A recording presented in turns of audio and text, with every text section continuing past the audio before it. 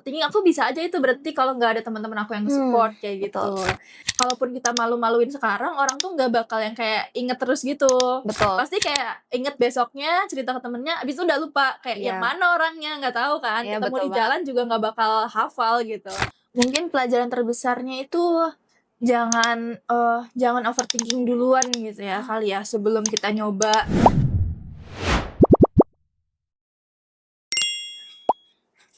Halo semuanya, kembali lagi di episode Stu Voice, suara mahasiswa berkelas.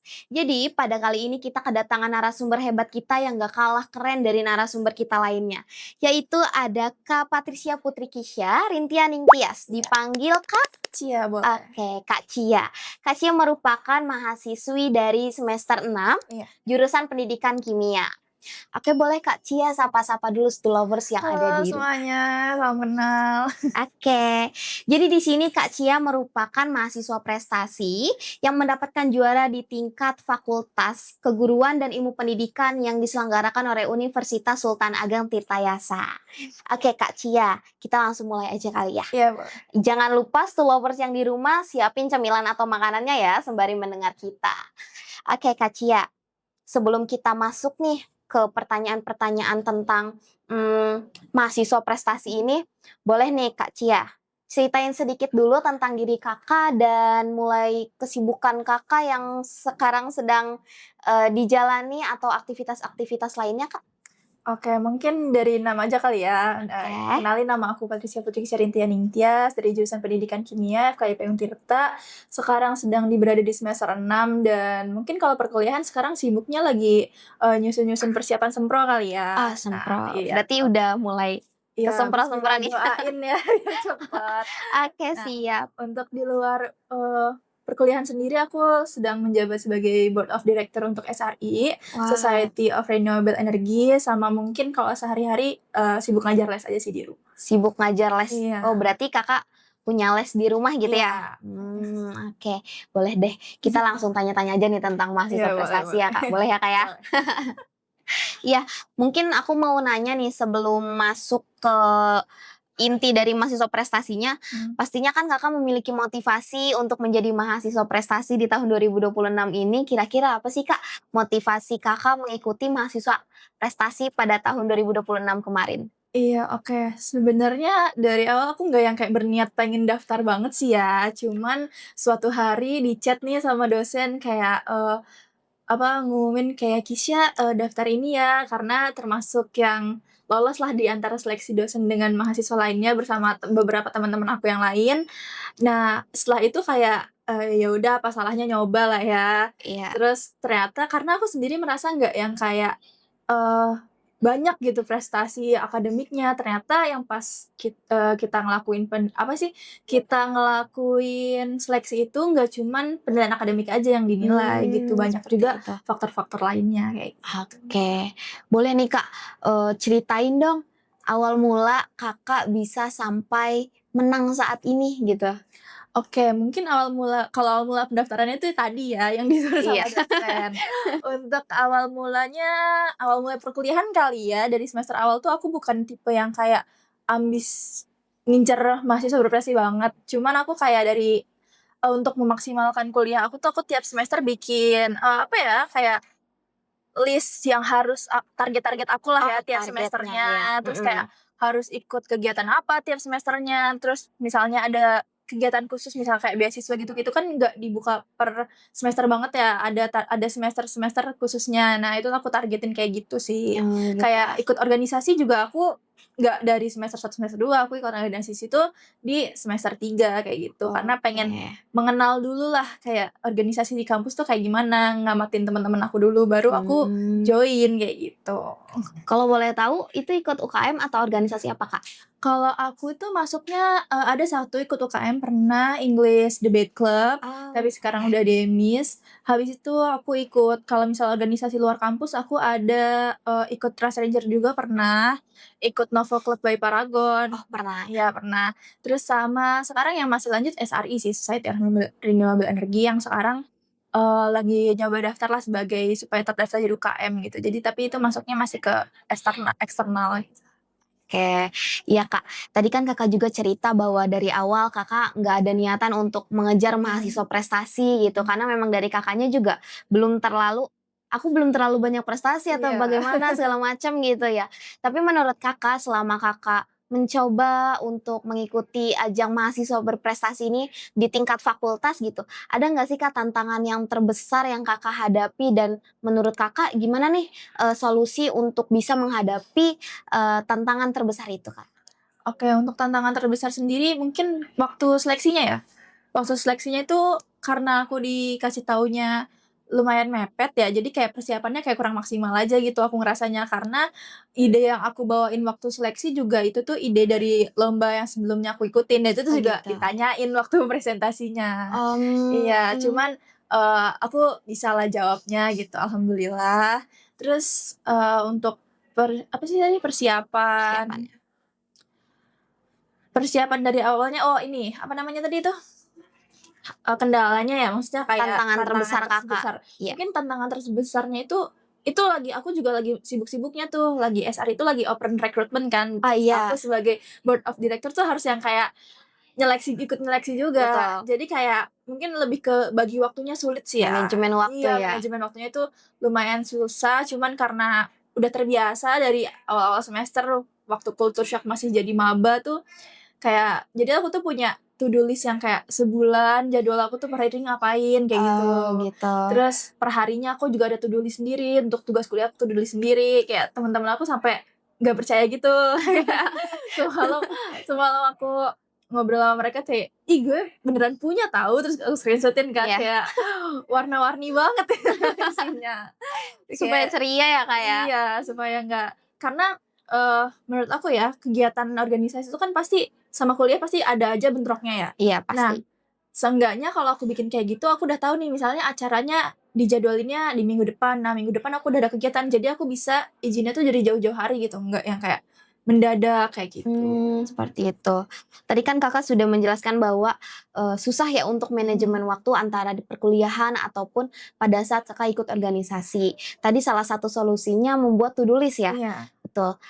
Menurut Kakak ada nggak sih solusi lain yang sering Kakak gunakan pada saat masalah manajemen waktu ini? Gitu. Oke, untuk solusi lain mungkin aku lebih kayak ke kalau tugas-tugas kayak kuis yang singkat-singkat gitu langsung dikerjain sih ya, Oke. langsung dikerjain jangan, nunda, terus kalau ngumpulinnya juga jangan nunggu temen, kadang kan kayak, "Aduh kecepatan nih ngerjainnya, nungguin temen dulu lah dan Iya bener ngumpulin." banget ya. Iya, tapi nanti kalau kayak gitu aku biasanya lupa, malah ketinggalan deadline-nya, kayak gitu. Terus mungkin tugas-tugas yang bisa dicicil kayak misalnya PPT misalnya berkelompok ya untuk presentasi. Itu kalau bisa, punya aku udah dicicil duluan kayak gitu, terus Seperti aku itu. baru ngerjain karena sebagai mahasiswa tugas kuliah kan itu tugas utama kita lah ya sebelum organisasi. Jadi aku usahain tugas-tugas kuliah aku tuh selesai duluan sebelum aku ngerjain tugas-tugas di organisasi aku.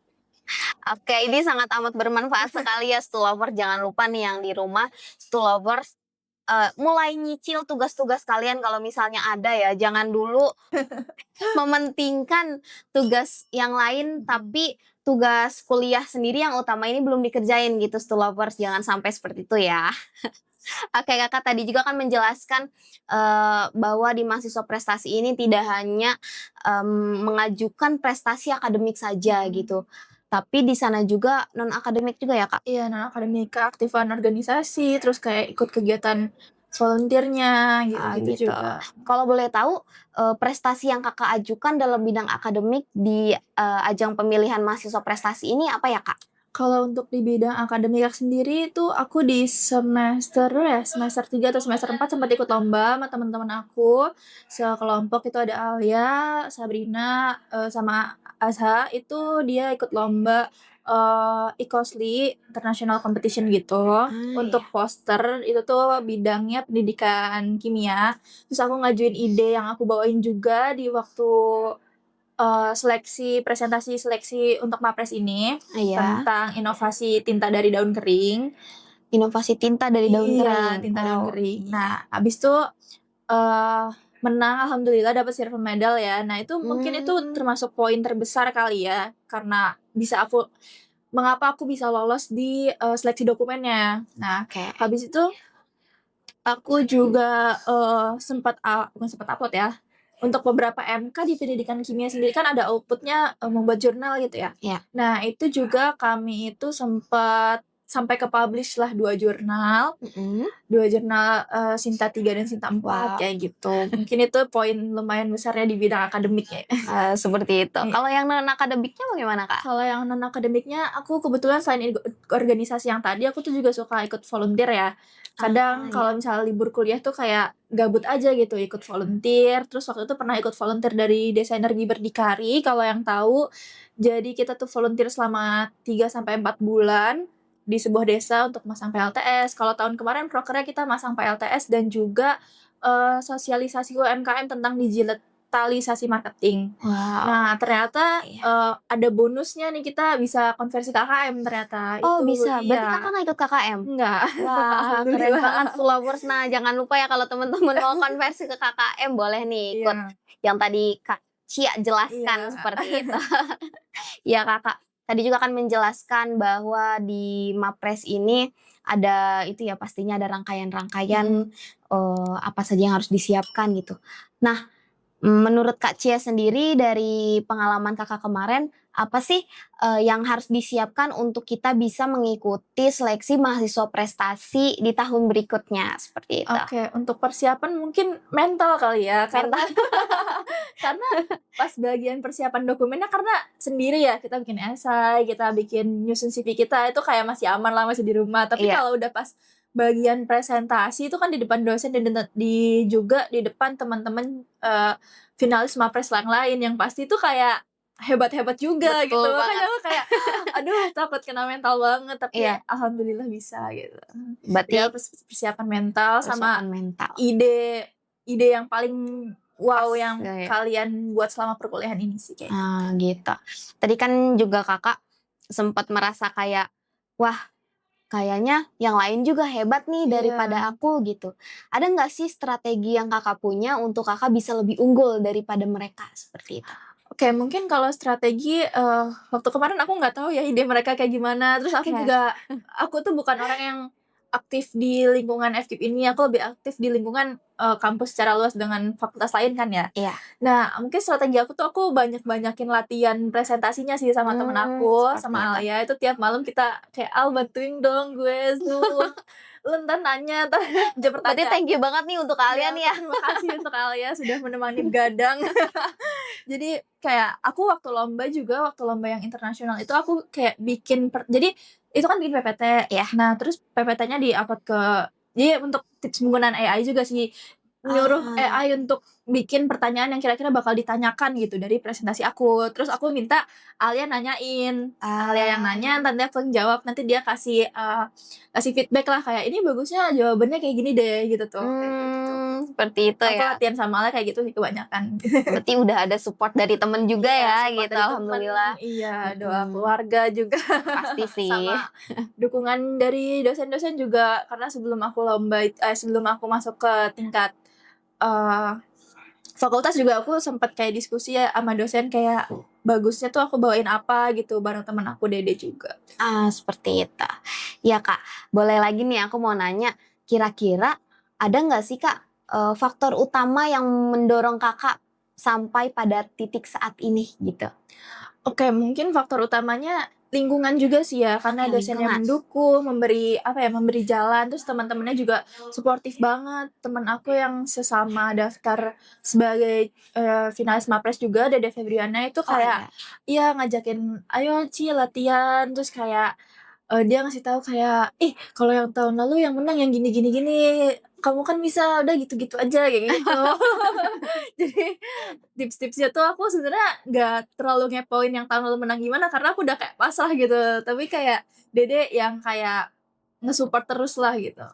Keren ya, udah dari lingkungan ya. Berarti intinya faktor utamanya adalah lingkungan. Jadi lovers yang ada di rumah kalau teman-teman mau berkembang bareng teman-teman lingkungannya itu harus dicari lingkungan yang Positif bisa membantu dari kita sendiri gitu ya, lingkungan positifnya seperti itu. Nah ya Kak, tadi kan sudah dijelaskan bagaimana proses awal Kakak mendaftar di ajang pemilihan mahasiswa prestasi ini. Tapi menurut Kakak ada nggak sih proses yang sangat amat berkesan nih yang ada pada saat rangkaian pemilihan kemarin? Oke, mungkin yang paling berkesan itu saat ngelihat ide-ide dari teman-teman yang lain ya, karena itu idenya juga keren-keren banget. Mungkin kalau yang kepo idenya apa aja bisa dilihat di live sebelumnya, kita kan waktu itu juga live ya. Nah, itu kayak idenya keren-keren banget, kayak aku juga nggak sempet kepikiran sampai sana gitu. Seperti Iya, itu. jadi kayak itu sih yang paling berkesan ngeliat teman-teman yang lain presentasi, kayak itu sih yang lebih bikin insecure waktu ini, waktu seleksinya. Tapi ya gitu deh. Balik lagi ya, kita harus pede sama Iya, diri harus kita pede. sendiri gitu, Karena jangan iya, melihat ke yang lain seperti karena itu ya, Kak? kebetulan aku urutannya awal juga sih. Oh, awal juga. Awal, kedua atau ketiga ya. Jadi aku lebih kayak aku lebih kayak deg-degan duluan, tapi habis itu kayak udah Udah santai nontonin santai, teman-teman yang bener lain kayak banget. gitu. Karena kalau misalnya Iya. kita di posisi akhir juga kan kita bisa Iya. melihat yang lain, jadinya ke kitanya nge-down gitu. Iya, Tapi lebih balik lagi deg-degan, iya. gitu ya, Kak. Tapi ada nggak sih, Kak, pelajaran terbesar yang dapat Kakak ambil dari proses rangkaian kemarin itu? Mungkin pelajaran terbesarnya itu jangan overthinking duluan gitu ya kali ya, sebelum kita nyoba. Kayak itu kan aku sempet overthinking, aku bisa aja itu berhenti kalau nggak ada teman-teman aku yang support kayak Betul. gitu. Jadi mungkin lebih baik, mending nyoba terus gagal daripada nggak nyoba sama sekali. Karena kalau Betul misalnya nggak banget, Kak. nyoba sama sekali kan kayak Bakal ngelihat penasaran mulu. iya, penasaran kayak, "Wah, kayaknya gue kalau ikut menang deh itu," gitu loh. Iya ya. Nah, aku sering kayak gitu sih, ikut volunteer, ternyata kayak, "Wah, seru ya," gitu, nggak jadi daftar gitu. Itu sih. Iya, Stoolovers jangan overthinking gitu Iya, ya. karena ya aku sering kok kayak kalaupun kita malu-maluin sekarang, orang tuh nggak bakal yang kayak inget terus gitu. Betul. Pasti kayak inget besoknya, cerita ke temennya, abis itu udah lupa, kayak yang Iya. mana orangnya, nggak tahu kan, Iya, ketemu betul di banget. jalan juga nggak bakal hafal gitu. Betul sih, Kak, bener banget. Itu salah satu motivasi untuk overthinker ya. Nah, Kak, menurut Kakak, apakah mahasiswa lain juga memiliki peluang yang sama seperti Kakak untuk bisa menjadi mahasiswa prestasi di tahun-tahun berikutnya? Iya, pastinya semua mahasiswa punya kesempatan yang sama ya, maupun baru masuk ke dunia perkuliahan ataupun yang sudah kayak semester 3 atau semester 6 karena belajar itu kan nggak ada batas waktunya ya. Betul. Mau kalau misalnya semester 6 juga bisa mulai ikut magang-magang, kan banyak ya kesempatan. Terus kayak kalau yang masih maba mungkin boleh dicoba cara aku tadi nge-plotting dari per semesternya itu mau ngapain aja, mau daftar kegiatan apa aja. Jadi nanti pas kitanya misalnya semester 2 itu kan orang-orang udah mulai pada kayak FOMO banget nih, kayak temen gue ikut ini, gue pengen ikut lah, Iya, tapi ternyata betul nggak banget. cocok gitu Iya, kan. Jadi kita harus punya jalan sendiri lah gitu, betul. jangan ikut-ikut temen terus kayak Nah, gitu. Stoolovers boleh di-note nih. Bagi teman-teman yang mau mengikuti jejak Kak Cia ya, boleh nih kita plot-plotin dari awal semester apa aja yang mau kita lakukan ke depannya supaya kitanya juga bisa lebih terarah gitu ya, Iya. Kak, ya. Oke, Kak, ada tips lagi nggak sih, Kak, untuk kita yang masih ragu atau kurang percaya diri untuk bisa mengikuti mahasiswa prestasi di tahun sebelumnya? Selanjutnya. Mungkin, anggap aja ajang mahasiswa berprestasi itu bukan lomba ini ya, mungkin anggap aja ini evaluasi kita selama kuliah, kayak kita tuh udah sejauh mana sih dari kita waktu maba gitu ya. Kayak gitu sih kalau Seperti menurut itu. aku. Iya, evaluasi diri aja ternyata kayak gue tuh udah sekeren ini gitu loh, gitu. Keren banget sih, Kak. Iya, karena aku kan dulunya juga bukan anak yang aktif, organisasi atau Betul. ikut lomba kayak gitu, cuman baru di kuliah aja. Gitu. Satu lagi, Kak, boleh nggak? Boleh, boleh, boleh. Kasih motivasi dong ke Stoolovers semuanya.